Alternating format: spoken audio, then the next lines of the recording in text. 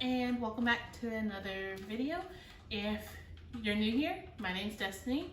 I talk about books here, and today we're going to talk about Cassandra Clare's Lady Midnight. I'm going to give you 3 cons and 3 pros of this novel to help you decide better if you want to read it or not. So if you want to hear about that, stay tuned.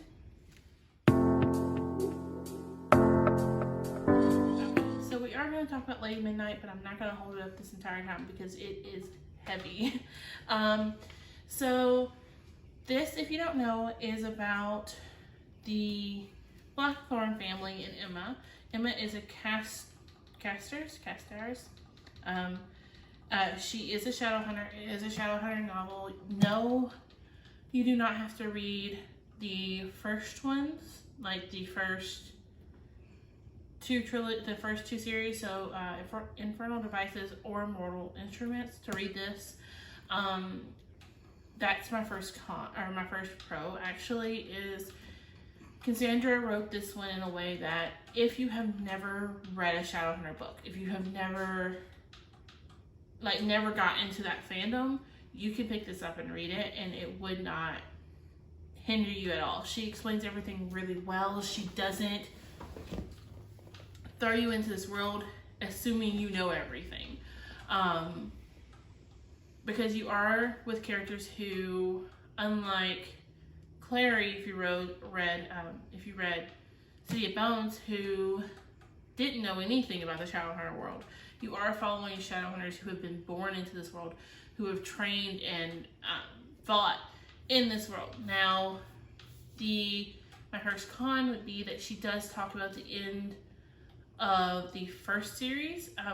She talks about the Dark War and what happened there. So if you've never read that series and you want to and you don't want spoilers, then I do suggest reading that one first, then this one, but it's not necessary. It's only if you don't want to be spoiled, because she does spoil those series in this one.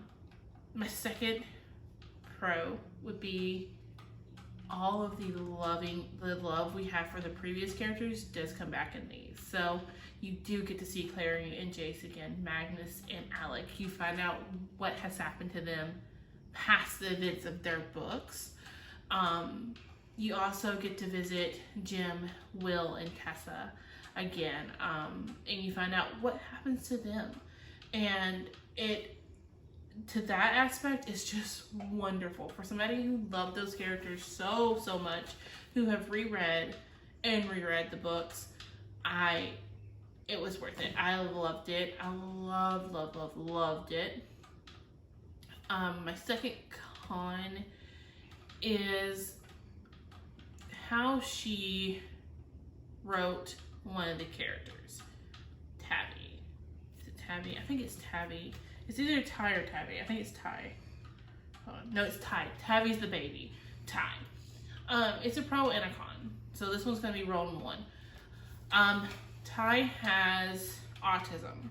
And on one hand, it's really good to see that representation and to know that in her head, she didn't make every Shadowhunter perfect. She didn't make every Shadowhunter seem perfect. Ty is still a warrior. He's still able to fight and learn, just like everybody else, even though he has autism. That is really wonderful to see. The negative part comes in how everyone else kind of reacts to that. So in this book, they do talk a lot about mental health and people being different that are Shadowhunters and how the other Shadowhunters kind of react. They kind of sweep it under the rug. They don't want anyone to know. It's very traditional thinking, if you ask me, and I wish she had wrote at least some of the younger generation more open-minded.